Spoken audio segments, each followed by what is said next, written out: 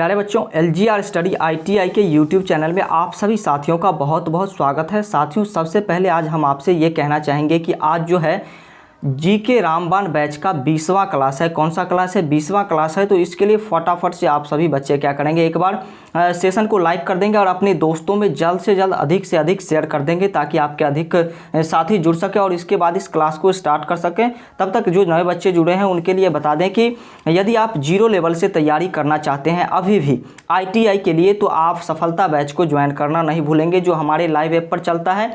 इसकी विशेषताओं के बारे में हम आपको आगे बताएंगे और तब आपको पता चल सकेगा कि कैसे अभी भी आप 0 लेवल से तैयारी करके कैसे एंट्रेंस एग्जाम के हीरो बन सकते हैं। तो चलिए इसके बारे में हम आगे बात करेंगे। साथ ही साथ PDF कहाँ से आपको मिलेगा इस क्लास का, इसके बारे में भी हम आगे ही बात करेंगे। तो सभी बच्चे एक बार शेयर कर देंगे और सेशन को लाइक कर देंगे, तब हम क्वेश्चन की ओर बढ़ेंगे और सभी क्वेश्चन को एक एक करके देखते चलेंगे और अच्छी तरीके से डिस्कशन करते चलेंगे। तो चलिए हम क्वेश्चन की ओर बढ़ते हैं और सबसे फर्स्ट क्वेश्चन आपके सामने होगा। और सबसे फर्स्ट क्वेश्चन आपके सामने जो है, निम्नलिखित में से कौन सा कथन सत्य नहीं है? निम्नलिखित जो ऑप्शन आपके सामने है, इनमें से कौन सा ऑप्शन जो है सही नहीं है, ये आपको बतानी है। तो चलिए, प्रधानमंत्री की नियुक्ति राष्ट्रपति करता है। जी बिल्कुल करता है। उसके बाद संघ की कार्यपालिका शक्ति प्रधानमंत्री में निहित होती है। संघ की कार्यपालिका शक्ति जो है ये प्रधानमंत्री में निहित नहीं होती है, ये राज्य सरकार और केंद्र सरकार दोनों में निहित होती है। तो इसका परफेक्ट आंसर जो होगा बी होगा। लेकिन अगले आंसर को भी हम देखेंगे, ऑप्शन को भी देखेंगे। ये जो कथन है आपका बी बिल्कुल गलत है। प्रधानमंत्री लोकसभा में बहुमत दल के नेता होते हैं। जी बिल्कुल होते हैं। या फिर इनमें से कोई नहीं। तो बी जो होगा, बी आपके सामने जो ऑप्शन था वो बिल्कुल गलत था। तो इसका परफेक्ट आंसर बी होगा। ये आप सभी बच्चे ध्यान रखेंगे। हम अगले क्वेश्चन की ओर बढ़ते हैं। दूसरा नंबर क्वेश्चन आपके सामने है, राष्ट्रपति किसी विधेयक को कितने दिन में अपने पास रख सकता है?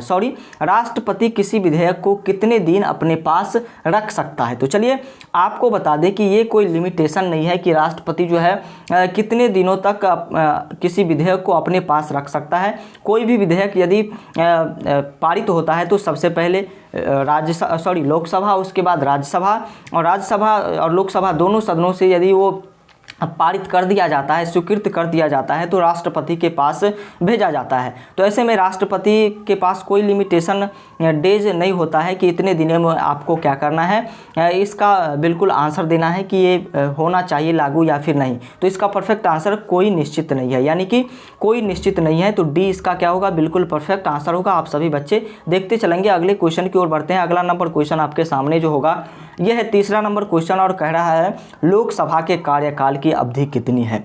लोकसभा के कार्यकाल की अवधि कितनी है? तो आप सभी बच्चों को पता है कि लोकसभा के कार्यकाल की अवधि जो है वो कितनी है, कितनी अवधि है, ये आप सभी बच्चों को क्या है पता है। तो चलिए जल्द से जल्द आंसर करेंगे इसका कि लोकसभा के कार्यकाल की अवधि कितनी है। जल्द से जल्द आप सभी बच्चे आंसर करेंगे तीसरे नंबर क्वेश्चन के लिए। तीसरे नंबर क्वेश्चन के लिए आंसर करेंगे। देखते हैं कितने बच्चों का आंसर जो है बिल्कुल सही आंसर आता है और इसके बाद हम आगे बढ़ेंगे और अगले क्वेश्चन को देखेंगे। अगले क्वेश्चन को देखेंगे तो फटाफट से आप सभी बच्चे क्या करेंगे, आंसर करेंगे तीसरे नंबर क्वेश्चन के लिए। तो चलिए तीसरे नंबर क्वेश्चन का परफेक्ट आंसर क्या होगा भाई साहब? तीसरे नंबर क्वेश्चन का परफेक्ट आंसर क्या होगा? लोकसभा की बात हो रही है। राज्यसभा की बात करें तो राज्यसभा के सदस्यों की संख्या जो होती है, कार्यकाल जो होता है वो 6 वर्षों का होता है। लेकिन लोकसभा के कार्यकाल, सदस्यों की कार्यकाल जो होती है वो 5 वर्षों की होती है और जनता के द्वारा ये चुन करके आते हैं। तो इसका परफेक्ट आंसर फिलहाल ए इसका बिल्कुल परफेक्ट आंसर होगा तीसरे नंबर क्वेश्चन के लिए। चौथे नंबर क्वेश्चन की यदि बात करें तो चौथा नंबर क्वेश्चन आपके सामने है और इस क्वेश्चन का भी आंसर करेंगे। और एक बार आपको बता दें कि जितने भी बच्चे जुड़े हैं सभी क्वेश्चन का आंसर करेंगे, सभी क्वेश्चन का आंसर करेंगे, तभी आपको पता चल सकेगा कि कैसी हमारी तैयारी है या फिर कैसी आपको करनी चाहिए। मेहनत जो है आपको किस जज्बा और जुनून के साथ करनी चाहिए। तो चलिए चौथे नंबर क्वेश्चन की यदि बात करें तो चौथा नंबर क्वेश्चन आपके सामने है, भारतीय राष्ट्रगान की पूरी धुन को बजाने में कितना समय लगता है? भारतीय राष्ट्रगान को बजाने में की धुन को बजाने में पूरा जो है कितना समय लगता है? ये धुन जो बजाया जाता है म्यूजिकल इंस्ट्रूमेंट के द्वारा बजाया जाता है, वाद्य यंत्र के द्वारा बजाया जाता है। तो कितने समय में इसको जो है ख़त्म कर देना चाहिए? ये लिमिट समय है। तो ये जो है 52 सेकेंड है। कितना है? 52 यानी कि 52 सेकेंड है। तो सी इसका सी इसका सही आंसर होगा। अगले क्वेश्चन की ओर बढ़ते हैं। क्वेश्चन जो है आपके सामने 5वां नंबर है और ये क्वेश्चन है, संविधान के किस उपबंध ने केंद्र सरकार को सेवा कर लगाने और उसकी व्याप्ति बढ़ाने का अधिकार दिया है? संविधान के किस उपबंध ने केंद्र सरकार को सेवा कर लगाने और उसकी व्याप्ति बढ़ाने का अधिकार दिया है? ये आपको बतानी है। यानी कि उसका कर का जो है एक अपना वैल्यू होता है, उसको बढ़ाने का अधिकार भी ये दिया गया है संविधान के किस उपबंध के तहत, और किसको दिया गया है? केंद्र सरकार को दिया गया है। तो आपको बता दें कि एक बार देख लेते हैं ऑप्शन को। सूची 1 अनुसूची 2, सूची 3 अनुसूची 7, उसके बाद जो है अनुच्छेद 248 के अंतर्गत विशिष्ट शक्तियां, और डी जो है आपातकालीन शक्तियां। तो अनुच्छेद 248 के अंतर्गत विशिष्ट शक्तियां के रूप में दिया गया है। तो इसका परफेक्ट आंसर क्या होगा? सी इसका बिल्कुल परफेक्ट आंसर होगा। अगले क्वेश्चन की ओर बढ़ते हैं। उससे पहले आपसे कहना चाहेंगे कि आप यदि चैनल पर नए हैं और यदि वीडियो आपको अच्छा लग रहा है, क्लास की क्वालिटी जो है आपको अच्छी लग रही है, तो इसको जल्द से जल्द सब्सक्राइब कर लेंगे और बेल आइकन को प्रेस कर लेंगे, क्योंकि सभी सब्जेक्ट की बेहतर तैयारी यहाँ पर करने को मिलेगी। जितने भी पुराने बच्चे हैं इनसे आप कमेंट के माध्यम से ये बातें पूछ सकते हैं। तो चलिए छठे नंबर क्वेश्चन पर फिलहाल हम बढ़ेंगे और छठा नंबर क्वेश्चन है, निम्नलिखित में से कौन से अनुच्छेद आपातकालीन उपबंधों से संबंधित है? निम्नलिखित में से कौन से अनुच्छेद जो है आपातकालीन उपबंधों से संबंधित है? तो चलिए किस अनुच्छेद के अंतर्गत जो है आपातकाल की घोषणा की जाती है, ये आपको सीधे शब्दों में यहाँ पर बयां करनी है। तो चलिए अनुच्छेद 352 हमने आपको कई बार बताया है, 356 और 360।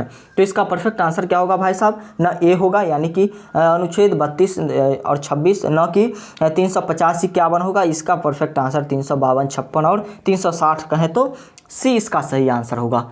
सी इसका सही आंसर होगा। अगले क्वेश्चन की ओर बढ़ते हैं और अगला नंबर क्वेश्चन आपके सामने है और ये क्वेश्चन है, संसद सदस्यों को देय वेतन भत्तों का निर्णय किया जाता है। संसद सदस्यों को देय वेतन, जो वेतन दिया जाता है उनके भत्तों का निर्णय जो है किनके द्वारा किया जाता है? वेतन भत्ता जो दिया जाता है इनका निर्णय किसके द्वारा किया जाता है? राष्ट्रपति, मंत्रिमंडल, संसद या फिर वित्त आयोग? तो चलिए 7वें नंबर क्वेश्चन का आंसर के लिए आपके पास 3-4 सेकेंड्स हैं, तो इसमें आप सभी बच्चे आंसर करेंगे, जल्द से जल्द आंसर करेंगे आप सभी बच्चे 7वें नंबर क्वेश्चन के लिए। देखते हैं कितने बच्चों का आंसर जो है परफेक्ट आता है 7वें नंबर क्वेश्चन के लिए। तो चलिए अब हम चर्चा करते हैं संसद के सदस्य जो होते हैं उनकी वेतन जो है वो किसके द्वारा निहित किया जाता है, निर्धारित किया जाता है? तो ये संसद के द्वारा ही किया जाता है, संसद के द्वारा ही किया जाता है। तो सी इसका बिल्कुल परफेक्ट आंसर होगा। अगले क्वेश्चन की ओर बढ़ते हैं। अगला नंबर क्वेश्चन है, संसद के दोनों सदनों का सत्रावसान करने का अधिकार किसके पास है? संसद के दोनों सदनों का सत्रावसान करने का अधिकार किसके पास है, ये आपको बतानी है। तो चलिए दोनों सदन का सत्रावसान यानी कि सत्र में वो आ सकते हैं, ये अधिकार किसके पास है? तो राष्ट्रपति के पास है। किसके पास है? राष्ट्रपति के पास है। तो ये इसका बिल्कुल अच्छी तरीके से, बिल्कुल कूल माइंड से आप सभी बच्चे क्वेश्चन को अटेंड करेंगे, देखेंगे और अच्छी तरीके से आंसर को समझेंगे। तो ए क्या होगा इसका? ए इसका बिल्कुल परफेक्ट आंसर होगा। अगले क्वेश्चन की यदि बात करें तो अगला नंबर क्वेश्चन जो है, निम्नलिखित भारतीय राज्यों में त्रिस्तरीय पंचायती राज्य प्रणाली सबसे पहले किसने अपनाई थी? निम्नलिखित भारतीय राज्यों में जो आपके सामने ऑप्शन में राज्य दिए गए हैं, इनमें से सबसे पहले त्रिस्तरीय पंचायती राज प्रणाली जो है कौन से ऐसे राज्य थे जिन्होंने अपनाई थी? तो चलिए हम आपको बता देते हैं, ये समय था 2 अक्टूबर 1959 का। नागौर जिला के जो है, राजस्थान का नागौर जिला है, वहाँ पर नेहरू जी द्वारा जो है सबसे पहले ये लागू किया गया था त्रिस्तरीय पंचायत राज्य प्रणाली। कब? 2 अक्टूबर 1959। ध्यान रखनी है आपको। यदि आपसे पूछ दिया जाए कि किस ईस्वी को सबसे पहले जो है त्रिस्तरीय पंचायती राज प्रणाली का शुरुआत किया गया था, तो आप 2 अक्टूबर क्या करेंगे? 1959 पर टिक करेंगे। राजस्थान के नागौर जिले से सबसे पहले इसकी शुरुआत नेहरू जी के द्वारा की गई थी। तो चलिए अगले क्वेश्चन की बात करते हैं। अगला नंबर क्वेश्चन है आपके सामने, अनुच्छेद 352 के अंतर्गत लागू आपात स्थिति के दौरान निम्नलिखित में से कौन से संवैधानिक उपबंध निलंबित रहते हैं? यानी कि जब आपातकाल की घोषणा हो जाती है, इमरजेंसी लग जाती है देश में, तो उस समय जो है कौन से संवैधानिक उपबंध जो है निलंबित हो जाते हैं, बिल्कुल सीज हो जाता है, जिसे हम कहते हैं, क्या कहते हैं, सीज हो जाता है। तो वो जो है मूल अधिकार होता है। क्या होता है? मूल अधिकार होता है। इस समय सेना अपने हिसाब से कार्य करना प्रारंभ करती है। तो इसका परफेक्ट आंसर क्या होगा? राज्य के नीति निर्देशक सिद्धांत संशोधन की प्रक्रियाएं, मूल अधिकार या फिर न्यायिक समीक्षा। तो सी यानी कि मूल अधिकार, जैसा कि हमने आपको बताया, तो सी इसका क्या होगा? सी इसका बिल्कुल परफेक्ट आंसर होगा। 10वें नंबर क्वेश्चन के बाद हम 11वें नंबर क्वेश्चन पर चलेंगे और 11वां नंबर क्वेश्चन आपके सामने जो है ये क्या है? 11वां नंबर क्वेश्चन है, किस आयु तक के बच्चे को किसी खान कारखाना में काम पर नियुक्त करने की मनाही है? तो ये आप सभी बच्चे तो जानते होंगे कि किस आयु के बच्चे को किसी खाना या कारखाना में काम करने की मनाही है, यानी कि ये कार्य नहीं कर सकते हैं। तो वो किस उम्र के बच्चे होने चाहिए? तो चलिए जल्द से जल्द आंसर करेंगे, जल्द से जल्द आंसर करेंगे 11वें नंबर क्वेश्चन का। जितने भी बच्चे एक्टिव हैं बिल्कुल सेंसस होकर के क्लास को देखते हैं, वो सभी बच्चे आंसर करेंगे। तो चलिए 11वें नंबर क्वेश्चन का आंसर क्या होगा भाई साहब? किस आयु के बच्चे को किसी खान कारखाना में काम पर नियुक्त करने की मनाही है? चलिए, तो इसमें से सभी जो है क्या होगा? सभी तो लग रहा है परफेक्ट आंसर ही 11वें नंबर क्वेश्चन के लिए क्या लग रहा है? सभी परफेक्ट आंसर ही लग रहा है। तो चलिए हम इसके आंसर के बारे में बात करते हैं। 11वें नंबर क्वेश्चन का परफेक्ट आंसर क्या होगा? तो फिलहाल 14 वर्ष इसका परफेक्ट आंसर होगा। तो चलिए इसका परफेक्ट आंसर क्या होगा? 18 वर्ष से कम उम्र के जितने भी बच्चे होते हैं तो सभी इसका परफेक्ट आंसर हो जाएगा। चलिए अगले क्वेश्चन की बात करते हैं। अगला नंबर क्वेश्चन आपके सामने है, राष्ट्रपति पर महाभियोग का आरोप संसद के किस सदन द्वारा लगाया जा सकता है? राष्ट्रपति पर महाभियोग का आरोप जो है संसद के किस सदन द्वारा लगाया जा सकता है? तो सबसे पहले तो आप ये जान लीजिए कि राष्ट्रपति पर महाभियोग लगाया क्यों जाए। महाभियोग इसलिए लगाया जाए कि सबसे देश के जो है प्रथम व्यक्ति के रूप में राष्ट्रपति को हम सभी लोग जानते हैं। तो चलिए ऐसे में वे यदि कोई भी असंवैधानिक कार्य करते हैं या फिर ऐसे कार्य करते हैं जो नीति के विरुद्ध हैं, तो ऐसे में महाभियोग ला करके राष्ट्रपति को हटाया जा सकता है। इसके बाद हाई कोर्ट और सुप्रीम कोर्ट के जज को भी इस प्रकार से हटाया जा सकता है। तो ये जो है संसद के किसी भी सदन के द्वारा किया जा सकता है। किसके द्वारा? संसद के किसी भी सदन के द्वारा महाभियोग लाया जा सकता है। तो सी इसका बिल्कुल परफेक्ट आंसर होगा, यानी कि आप यहाँ पर देख रहे हैं संसद के किसी भी सदन के द्वारा। तो चलिए अगले क्वेश्चन की ओर बढ़ते हैं और 13वां नंबर क्वेश्चन आपके सामने होगा। 13वां नंबर क्वेश्चन क्या है? वर्तमान में अक्टूबर 2020 में सर्वोच्च न्यायालय में न्यायाधीशों की संख्या कितनी थी? मुख्य न्यायाधीश की बात यहाँ पर हो रही है। किसके? मुख्य न्यायाधीश की बात यहाँ पर क्वेश्चन में जो लिखा गया है हो रही है कि सर्वोच्च न्यायालय में मुख्य न्यायाधीशों की संख्या जो है कितनी थी 2020 में। तो चलिए इसका परफेक्ट आंसर क्या होगा? इसका परफेक्ट आंसर क्या होगा भाई साहब? जल्द से जल्द आप सभी बच्चे बताएंगे 13वें नंबर क्वेश्चन के लिए कि 13वें नंबर क्वेश्चन का परफेक्ट आंसर क्या होगा। 13वें नंबर क्वेश्चन का परफेक्ट आंसर क्या होगा? जल्द से जल्द आप सभी बच्चे बताएंगे। तो देखते हैं कितने बच्चे का आंसर जो है आता है 13वें नंबर क्वेश्चन के लिए। तो जो भी बच्चे आंसर कर रहे हैं भाई साहब 34, कितने आंसर कर रहे हैं? 34 आंसर कर रहे हैं। उन सभी का आंसर बिल्कुल परफेक्ट है। 34 न्यायाधीश थे, मुख्य न्यायाधीश थे। तो चलिए इसका परफेक्ट आंसर क्या होगा? सी इसका बिल्कुल परफेक्ट आंसर होगा। अगले क्वेश्चन की यदि और बढ़ें और देखें अगले नंबर क्वेश्चन को, तो अगला नंबर क्वेश्चन है, शिक्षा के मौलिक अधिकारों के अंतर्गत बच्चों की शिक्षा के लिए प्रबंध हेतु बाध्य है। शिक्षा के मौलिक अधिकारों के अंतर्गत बच्चों की शिक्षा के लिए प्रबंध हेतु कौन बाध्य है? प्रबंध हेतु कौन बाध्य है, ये आपको बतानी है। तो चलिए 14वें नंबर क्वेश्चन के लिए आप जल्द से जल्द आंसर करेंगे। 14वें नंबर क्वेश्चन का आंसर आप सभी बच्चे करेंगे कि इसका परफेक्ट आंसर क्या होगा। एक बार ऑप्शन को देख लेते हैं। विद्यालय एवं महाविद्यालय, राज्य एवं माता पिता, सरकार एवं विद्यालय या फिर नगर पालिका। तो इसका परफेक्ट आंसर क्या होगा? शिक्षा के मौलिक अधिकार के अंतर्गत बच्चों की शिक्षा के लिए जो प्रबंध किया जा सकता है ये राज्य के द्वारा किया जा सकता है। राज्य के द्वारा जब विद्यालय में शिक्षक नियुक्त होंगे उसी के बाद ना यहाँ पर बच्चों को गाइडेंस मिलेगी। और दूसरा जो है माता पिता, दूसरा क्या है? माता पिता है। तो बिल्कुल ये क्या है? साइकोलॉजिकल क्वेश्चन है, साइकोलॉजिकल क्वेश्चन है। तो बी इसका बिल्कुल परफेक्ट आंसर होना चाहिए। तो बी आंसर जो होगा इसका, जितने भी बच्चे कर रहे हैं उन सभी बच्चों का आंसर बिल्कुल परफेक्ट है। तो फिलहाल हम 15वें नंबर क्वेश्चन की ओर बढ़ते हैं और 15वां नंबर क्वेश्चन क्या है देख लेते हैं। 15वां नंबर क्वेश्चन क्या है, इस पर आप सभी बच्चे भी फोकस करेंगे। तो चलिए 15वां नंबर क्वेश्चन जो आपके सामने होगा ये होगा कि भारतीय राष्ट्रीय ध्वज के चक्र में कितने स्पोक्स यानी कि तिल्लियाँ होते हैं? अशोक चक्र जो होते हैं हमारे झंडा में राष्ट्रीय ध्वज में, तो उसकी संख्या कितनी होती है, उसकी तिल्लियों की संख्या कितनी होती है। तो चलिए इस सभी पर हम चर्चा करेंगे अच्छी तरीके से। उससे पहले राष्ट्रीय ध्वज के बारे में कुछ और जानकारी ले लीजिए। यदि कोई संकट आ जाए देश में तो उस समय राष्ट्रीय ध्वज को क्या किया जा सकता है, झुका दिया जाता है। क्या किया जा सकता है, झुका दिया जा सकता है। और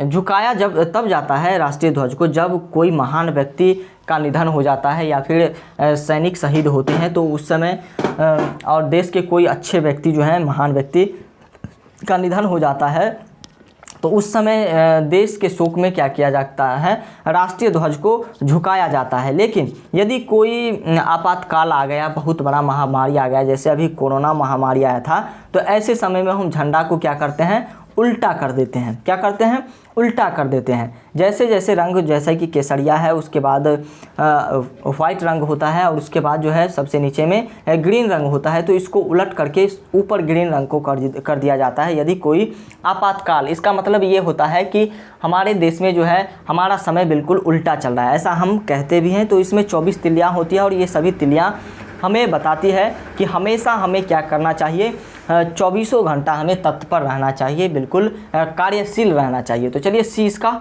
बिल्कुल परफेक्ट आंसर होगा 24। अगले क्वेश्चन की ओर बढ़ेंगे, और अगला नंबर क्वेश्चन आपके सामने है।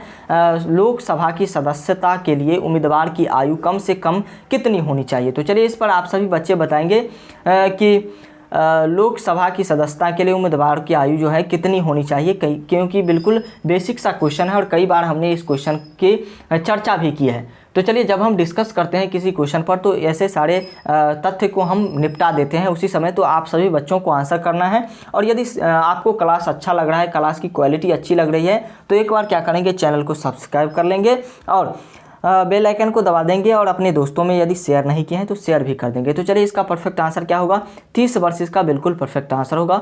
30 वर्ष इसका बिल्कुल परफेक्ट आंसर होगा। 17वें नंबर क्वेश्चन की बात करते हैं।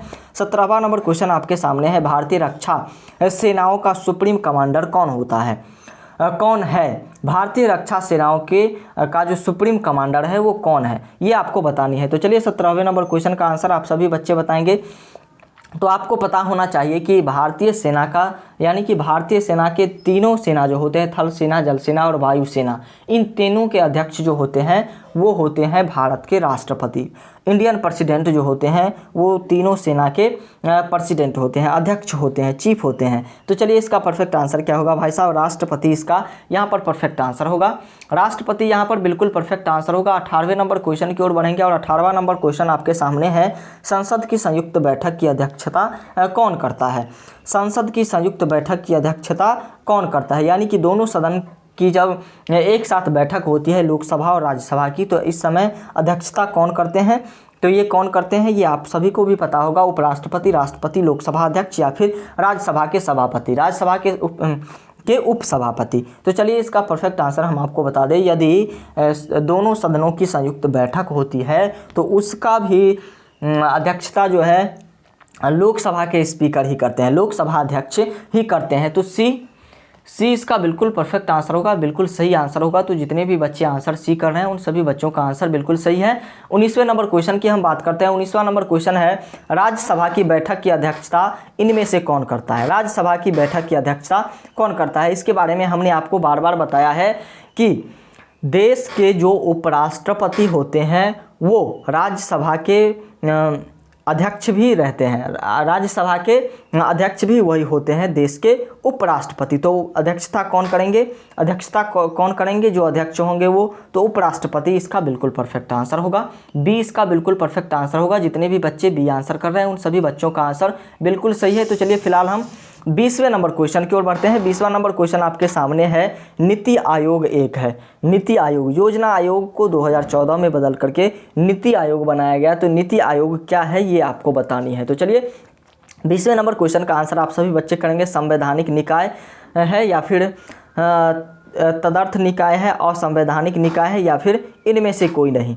तो चलिए ये नीति आयोग जो है ये इसका कहीं भी संविधान में वर्णन नहीं किया गया है, संविधान में इसका कहीं पर वर्णन नहीं किया गया है। नीति आयोग का इसका गठन जो है अलग से किया गया है, जो योजना आयोग के नाम से पहले जाना जाता था, जो कि योजनाओं के सभी देश में जितने भी योजना चलती है उसका देख रेख ये इन्हीं के द्वारा किया जाता था और रिपोर्ट दिया जाता है नीति आयोग के द्वारा कि किस प्रकार से जो है देश में योजनाएं चल रही है या फिर भ्रष्टाचार हो रहा है, यहाँ तक कि कितना पैसा जो है हमारा किस मद में खर्च हुआ, कितना पैसा इस पंचवर्षीय में बचा रह गया, ये सभी बातें का ध्यान जो है नीति आयोग के द्वारा रखा जाता है।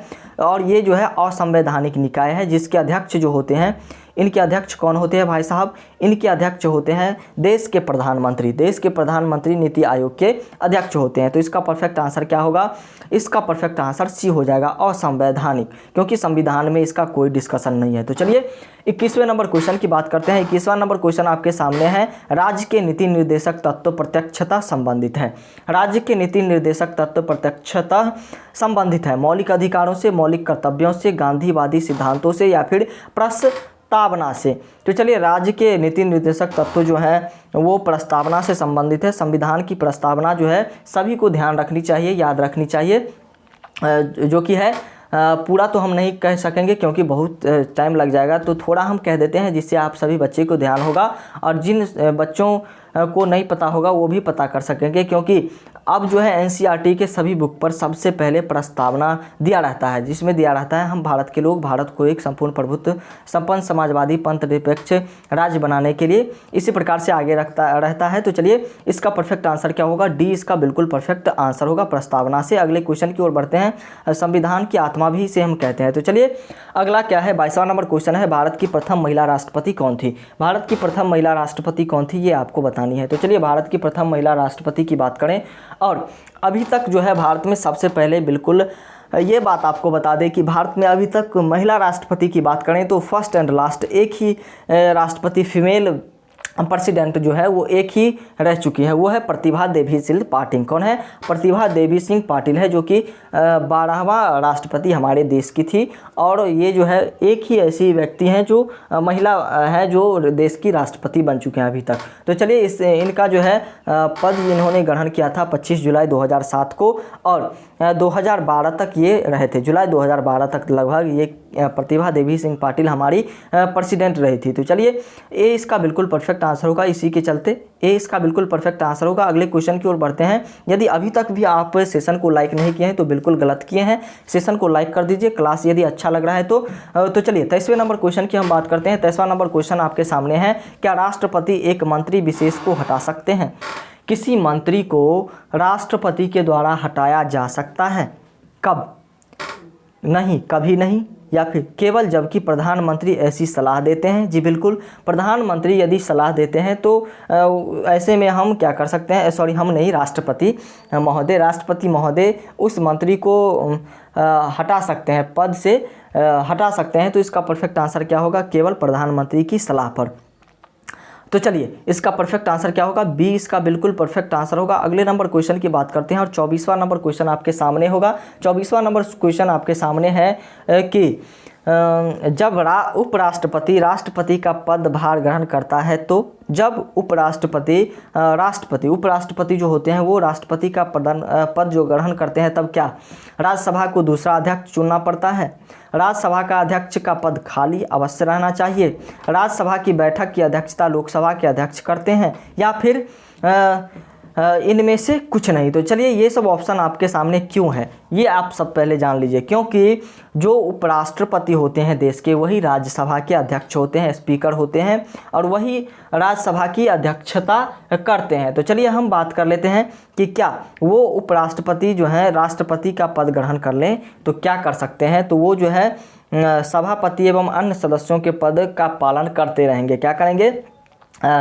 उपराष्ट्रपति जो होंगे वो क्या करेंगे? साथ ही साथ राष्ट्रपति का पद तो ग्रहण करेंगे ही, लेकिन वो जो है राज्यसभा के अध्यक्ष भी रहेंगे। तो बी इसका तो इसका परफेक्ट आंसर क्या होगा?